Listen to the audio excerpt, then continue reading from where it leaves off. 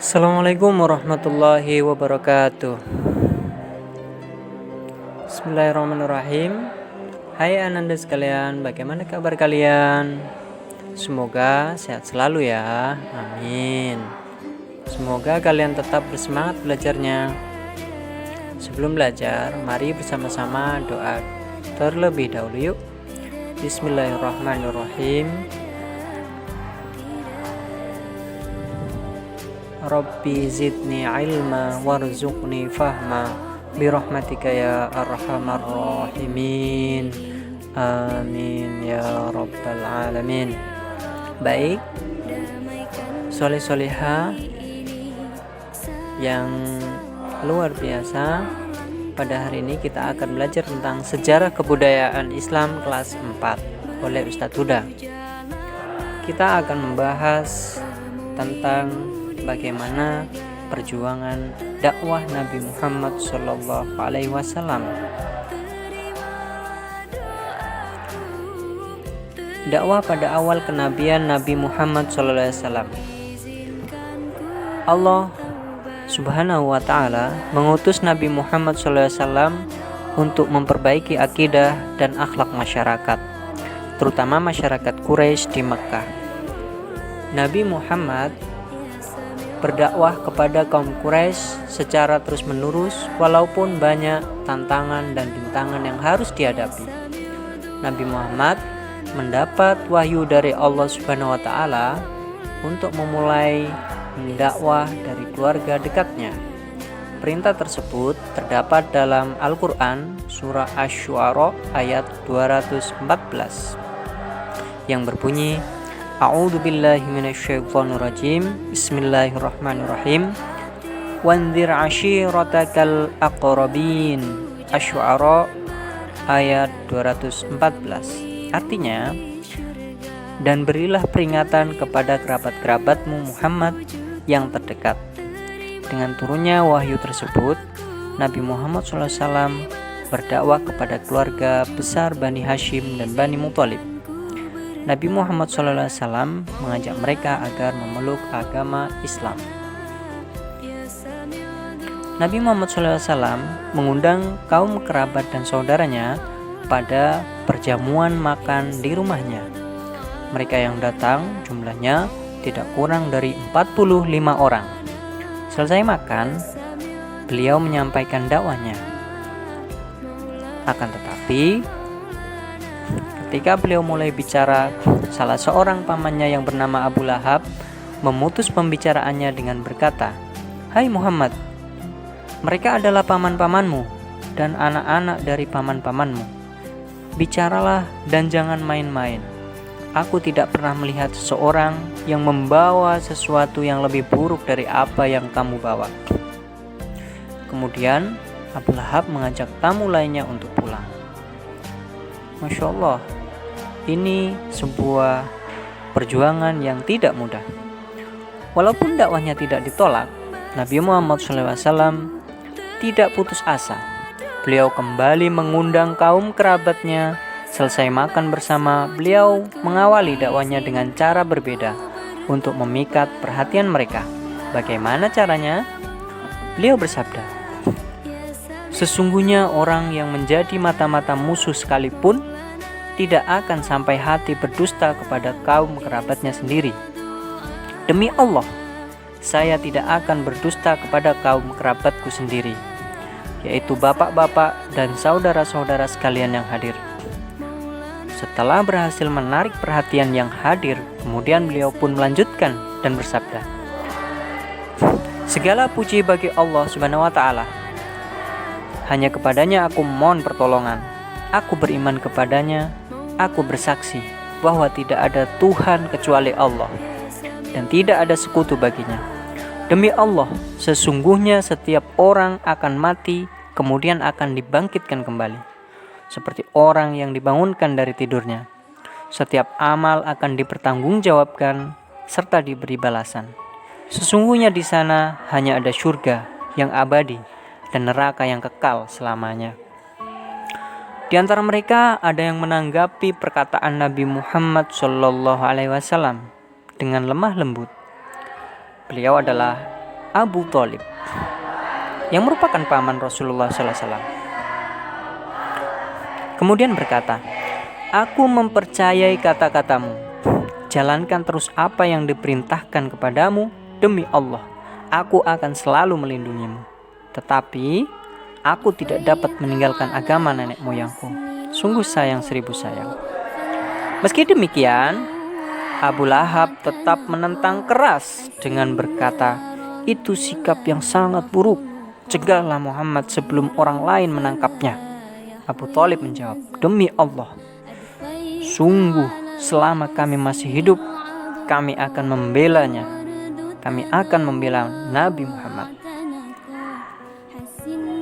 Dakwah secara sembunyi-sembunyi. Pada awalnya, Nabi Muhammad SAW berdakwah secara sembunyi-sembunyi. Hal ini dilakukan agar bangsa Arab tidak kaget menerima perubahan adat istiadat yang telah berlaku turun-temurun. Dakwah pada saat itu dilakukan di rumah sahabat bernama Arqam bin Abi Arqam. Nabi Muhammad SAW berdakwah secara bertahap. Dakwah tahap pertama beliau sampaikan kepada keluarga dan sahabat terdekatnya. Dakwah beliau segera mereka terima. Mereka menyatakan keimanannya kepada Allah Subhanahu wa Ta'ala dan Rasul-Nya. Orang-orang yang pertama menerima seruan agama Islam adalah keluarga dan sahabat terdekat, yaitu Siti Khadijah yang merupakan istri Nabi Muhammad SAW, kemudian saudara sepupunya yaitu Ali bin Abi Thalib yang ketika itu masih belum genap berusia 10 tahun. Dialah dari golongan anak-anak yang pertama kali menerima seruan agama Islam. Selanjutnya Zaid bin Haritsah, mantan budak yang telah dimerdekakan Nabi Muhammad SAW, yang kemudian diangkat anak oleh Nabi Muhammad SAW. Selain itu, sahabat beliau Abu Bakar juga masuk Islam. Kemudian Nabi Muhammad berdakwah kepada keluarga dan para sahabat lainnya. Abu Bakar pun giat mendakwahkan ajaran agama Islam kepada sahabat-sahabat dekatnya. Abu Bakar merupakan seorang saudagar kaya yang disenangi, berakhlak mulia dan terkenal ramah.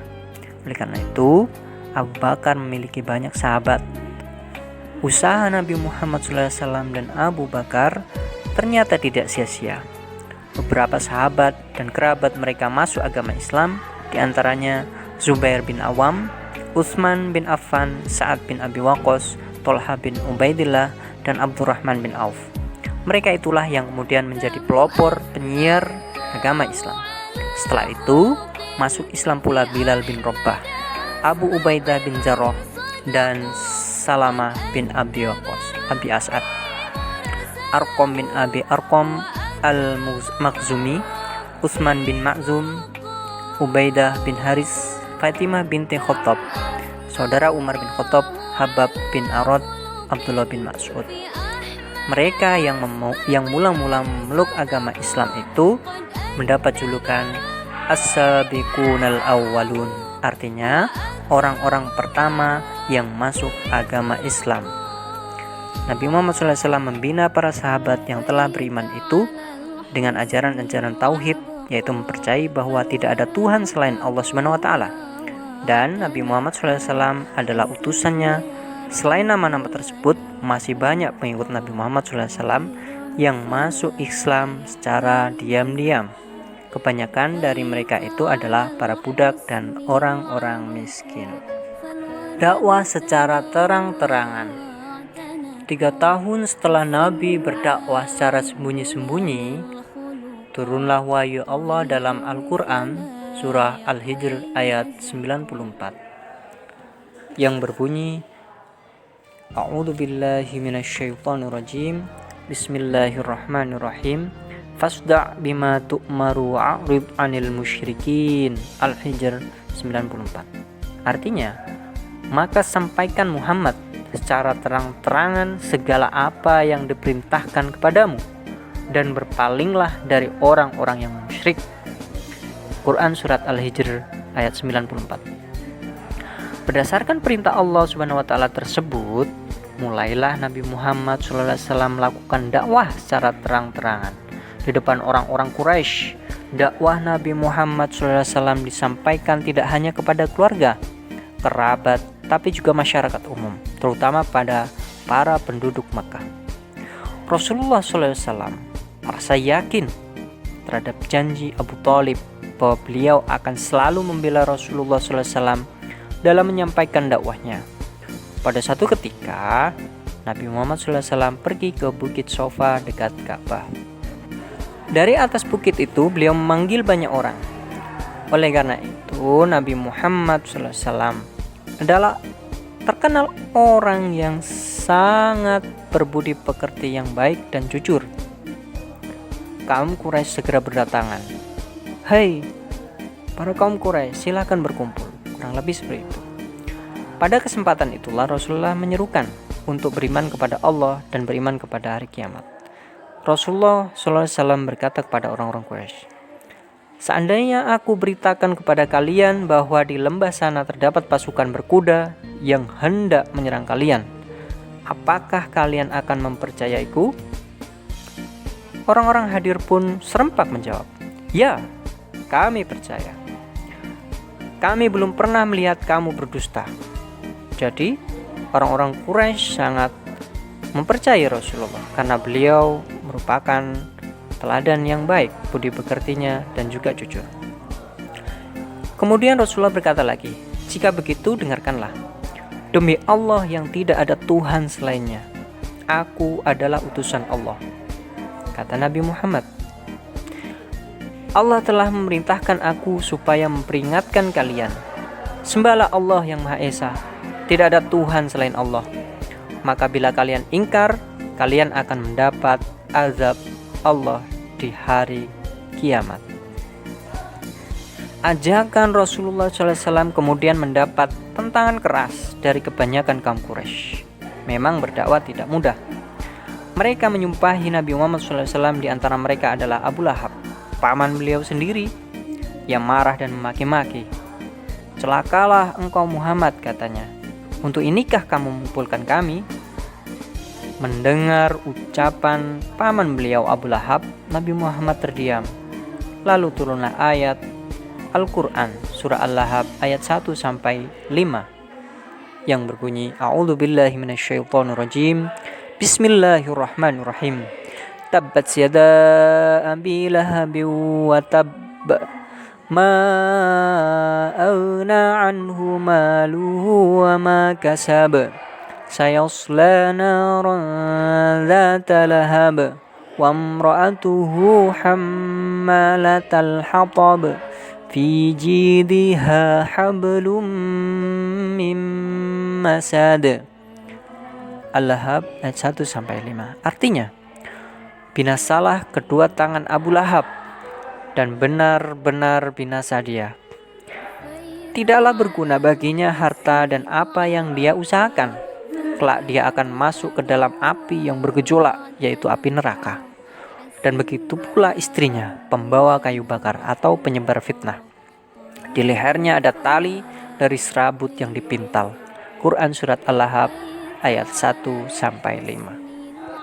Pada awal dakwah Rasulullah SAW secara terang-terangan ini tidak mendapat tanggapan yang baik dari kaum Quraisy. Namun beliau tidak putus asa.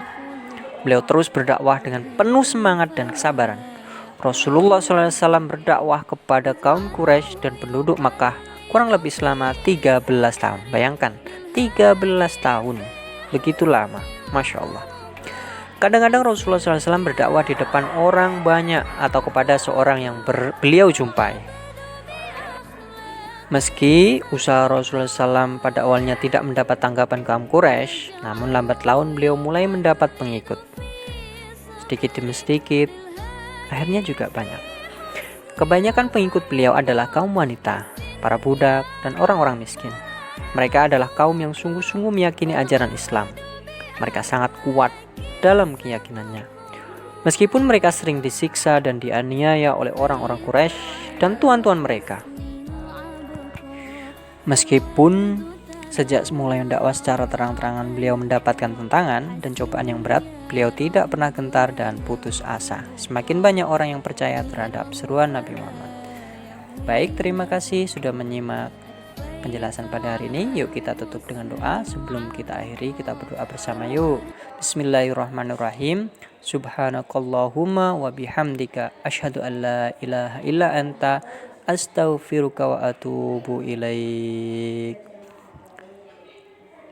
Baik, solih-solihah yang dirahmati Allah, semoga kalian semua mendapatkan ilmu yang bermanfaat. Amin amin ya rabbal alamin. Kiranya itu yang bisa Ustaz sampaikan. Bila taufik wal hidayah. Assalamualaikum warahmatullahi wabarakatuh.